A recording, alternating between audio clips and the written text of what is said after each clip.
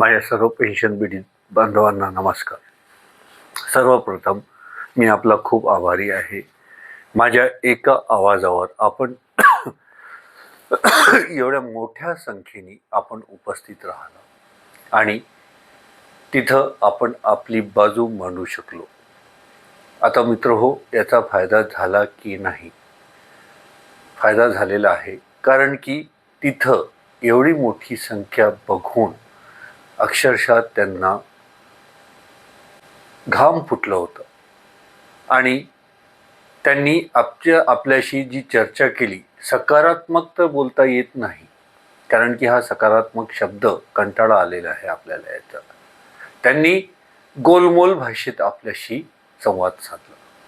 प्रथमतः जेव्हा आपण आपली बाजू तिथं मांडली, आपण त्यांना म्हटलेलं आहे की हा जो निर्णय लागलेला आहे की कोर्टाच्या निकषाप्रमाणे तुम्ही पडताळणी करायला पाहिजे होती, पण तुम्ही त्या निकषानुसार पडताळणी केली नाही आणि आम्हाला चुकीचं निर्णय दिलेला आहे.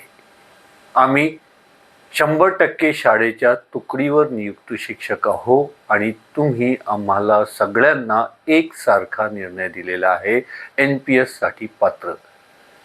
त्यांना सांगितलं मी की तुम्ही 10व्या वर्गाचा जो पेपर चेक करता, तर तुमचा बोर्ड जो आहे, जो मॉडेल आन्सर देतो, त्याच्या अनुषंगाने आपल्याला तो पेपर चेक करावा लागतो. त्याच्या बाहेर जाऊन आपण पेपर चेक करू शकत नाही.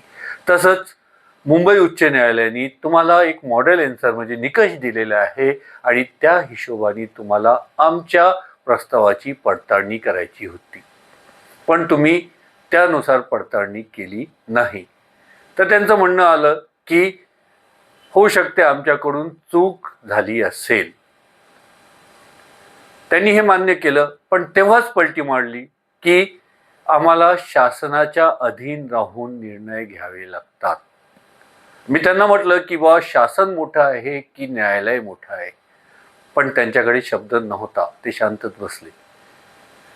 आम्ही शासनाच्या पलीकडे जाऊन निर्णय घेऊ शकत नाही, असं त्यांचं म्हणणं होतं. ठीक आहे. त्यांनी म्हटलं की पुन्हा तुम्ही पुनर्विचार निवेदन जे आहे दिले आहे ते देऊ शकता, आम्ही त्याच्यावर विचार करू. मित्रहो, आपला हा यश आहे आणि हा यश तुमच्यामुळे आहे. एवढ्या मोठ्या संख्येने तुम्ही उपस्थित राहिला, त्यामुळे आपल्याला हा यश मिळालेला आहे.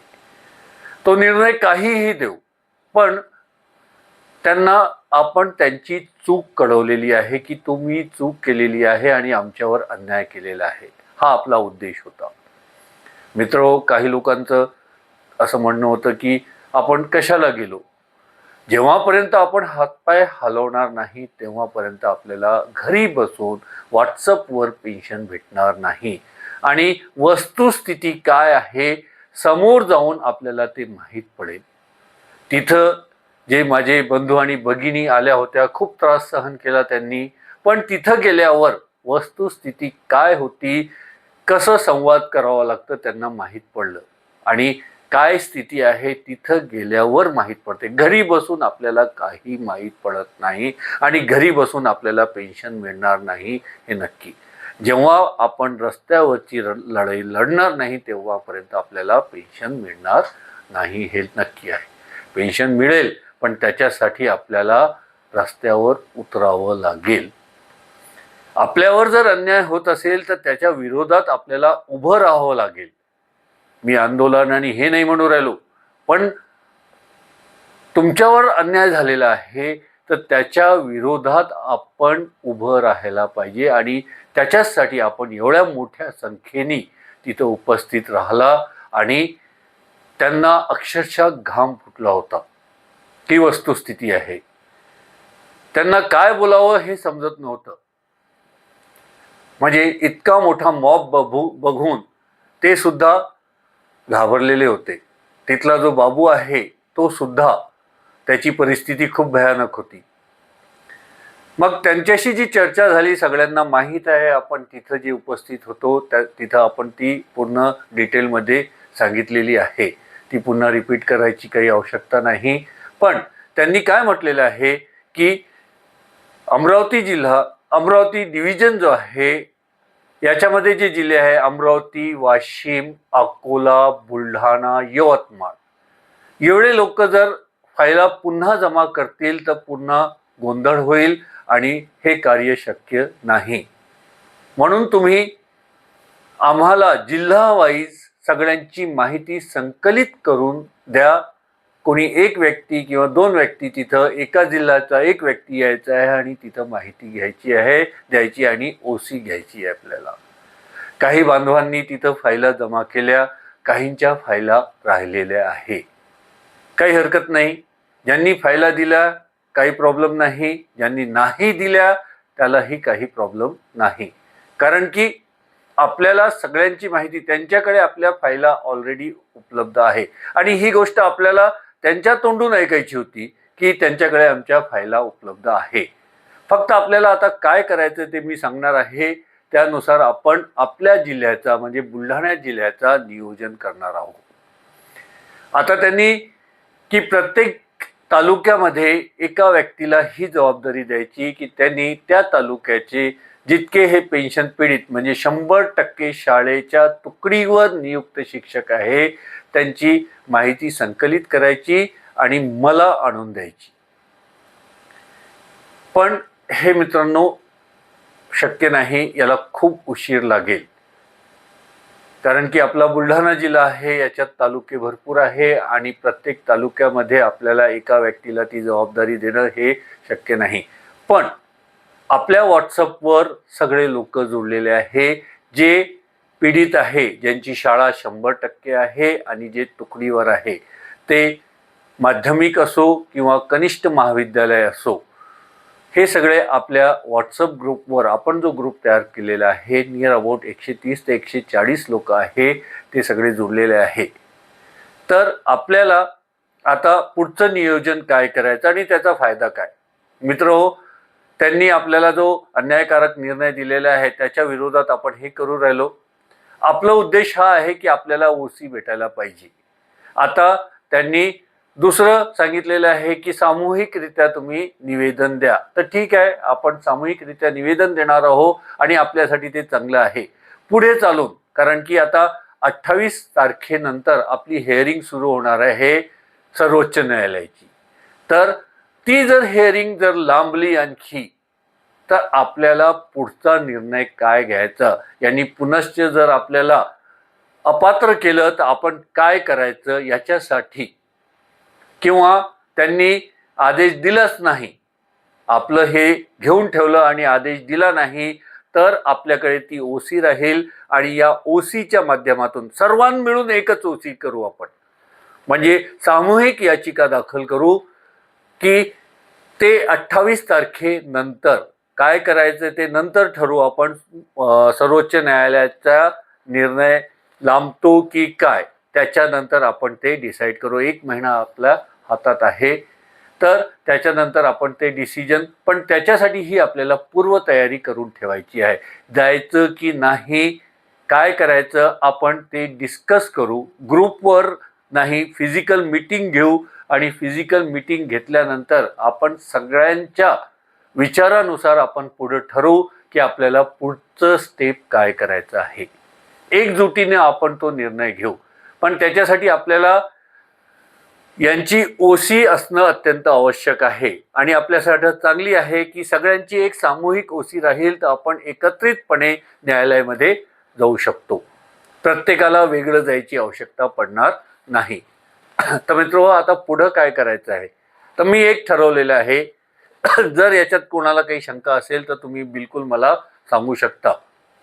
आपल्याला एक पत्र भेटलेलं आहे डेप्युटी डायरेक्टर कडून, म्हणजे तुम्ही NPS साठी पात्र आहो हा असा पत्र भेटलेला आहे.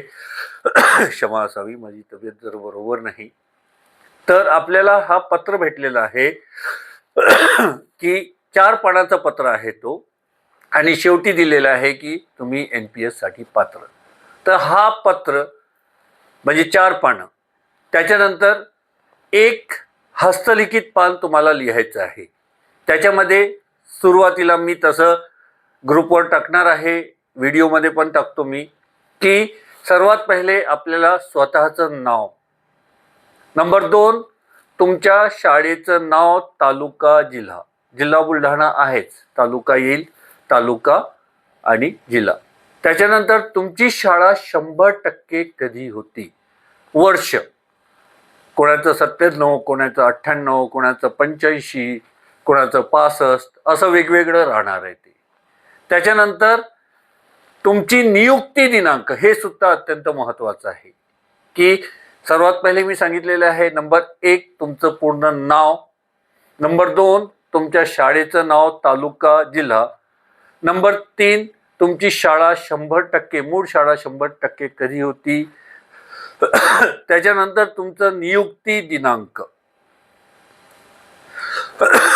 हे 5 पानं झाले. म्हणजे 4 ते डेप्युटी डायरेक्टरचे आणि तुमचा हस्तलिखित हा 5वा पान. आणि 6वा तुमच्याकडे जे ओसी, तुमच्याकडे जे तुमच्या प्रस्तावामध्ये तुम्ही जोडलेलं आहे की 100%चा पुरावा. तुम्हाला 97 मध्ये 65 मध्ये जे 100% तुमच्या शाळेला, कनिष्ठ महाविद्यालयाला किंवा उच्च माध्यमिकला जे 100% ग्रँट आलेली आहे जुनी मूळ शाळेला, त्याचं पत्र, एकच पान फ्रंट, त्याची झेरॉक्स. म्हणजे टोटल 6 पानं तुम्हाला एक PDF तयार करायची. 6 पानांची एक PDF. 6 PDF तयार करायचे नाही आपल्याला. एखाद्या कॅफेवाल्याकडून ते तुम्ही ते कागद घेऊन जा, म्हणजे 4 पानाचं ते, त्याच्यानंतर तुमचं हस्तलिखित आणि ते, आणि त्या कॅफेवाल्याला म्हणा की याची एक PDF तयार करून दे, तर तो PDF तयार करून देईल, निशुल्क तयार करून देईल, त्याला काही लागत नाही. तुमच्या मोबाईलच्या माध्यमातून तुम्हाला येत असेल तर तुम्ही सुद्धा करू शकता. तर या 6 पानांची PDF करायची आहे आणि जितक्या लवकर होत असेल माझ्या म्हणजे आपल्या ग्रुपवर प्रत्येकाने शेअर करायचं आहे. आता एका शाळेमध्ये 5 शिक्षक आहे, तर त्यांच्या 5 PDF राहतील. प्रत्येकाची 6 पानांची एक PDF, दुसऱ्या शिक्षकाची 6 पानांची दुसरी PDF, तिसऱ्या शिक्षकाची 6 पानाची तिसरी PDF, कारण की प्रत्येकाचा जो आहे नियुक्ती दिनांक वेगळा राहणार आहे. तर त्या 6 किंवा 5 शिक्षकांची 5 PDF तुम्हाला या ग्रुपवर टाकायचा आहे. त्यामुळे काय होईल की जो तुमचा निर्णय आहे प्रत्येकाकडून मला कलेक्ट करावा लागणार नाही. मी स्वतः, मला त्रास झाला तर चालेल, पण मी काय करणार आहे की त्याची प्रिंटा काढणार आहे. म्हणजे त्या 4 पानांची प्रिंट, त्याच्यानंतर तुम्ही जो हस्तलिखित काढलेला आहे त्याची प्रिंट, आणि जो तुम्ही 100%चा पुरावा त्याची प्रिंट, त्याचा एक बंच तयार करणार आहे. असे पूर्ण बंच तयार करून एक तक्ता तयार करणार आहे. त्याच्यामध्ये अनुक्रमांक, त्याच्यानंतर तुमचं नाव, त्याच्यानंतर शाळेचं नाव, तुमची मूळ शाळा 100% कधी आलेली आहे ते, आणि त्याच्यानंतर तुमचा नियुक्ती दिनांक, आणि डेप्युटी डायरेक्टरच्या ऑफिसमधून जे आपल्याला पत्र, त्याचं तुमच्या शाळेचा क्रमांक तो मी टाकणार आहे. तुमचा जो कागद आला तर तो तुम्हाला शोधण्याची आवश्यकता नाही, मी ते बरोबर करेन. याला मला कमीत कमी 3-1 दिवस तरी लागतील तुमचा डाटा आल्यावर. तर ही सोपी पद्धत आहे. प्रत्येकाच्या घरी जाऊन त्याच्याशी संपर्क साधून कागदपत्र घेण्याऐवजी आपल्याकडे माध्यम आहे, व्हॉट्सअप माध्यम आहे, त्याच्यामध्ये आपण हे संकलित करू. आणि 8 दिवसात तुम्ही जितक्या लवकर मला या PDF पाठवाल, मी ती सगळी माहिती संकलित करेल, टेब्युलेट करेल, आणि जाण्याच्या अगोदर पुन्हा एकदा तुमच्याशी, सर्वांशी, आपल्या ग्रुप सदस्यांशी संवाद साधेल आणि तिथं जाऊन हे आपलं देईल. आणि प्रत्येकाला याची OC भेटणार आहे. सामूहिक OC राहणार आहे ती, पण आपण ती प्रत्येकाला ती सामूहिक OC देणार आहोत तिथून आल्यावर. म्हणजे त्याची PDF तयार करून प्रत्येकाच्या पर्सनल व्हॉट्सअपवर पाठवणं, ग्रुपवर टाकणार नाही आपण. पर्सनल व्हॉट्सअपवर जितके ग्रुप मेंबर आहे त्यांच्या पर्सनल व्हॉट्सअपवर आपण ती OC टाकणार आहोत. ग्रुपवर टाकलं की याच्यामध्ये मग अतिक्रमण सुद्धा होऊ शकतो, आणि याच्यामध्ये आपले जे बांधव जे 100% वर नाही त्यांच्याशी आपल्याला काही बैर नाही, पण कोर्टाचा निर्णय जो आहे तो आपल्या बाबतीत लागलेला आहे म्हणून आपल्याला हे स्टेप घ्यावी लागू राहिली. याच्यात नाराज होण्याची काही आवश्यकता नाही.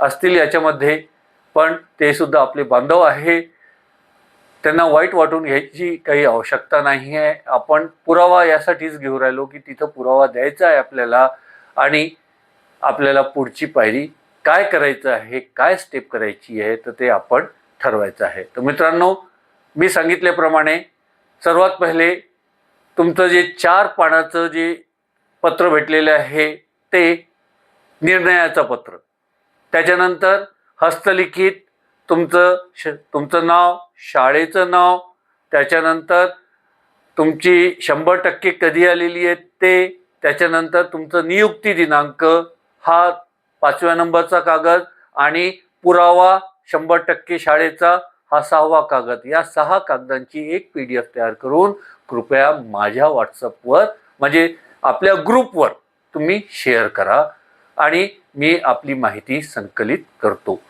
माझ्याकडून काही चुकलं असेल तर मला क्षमा असावी. मी काल आपल्या संख्येला प्रत्येकाकडे मी लक्ष देऊ शकलो नाही.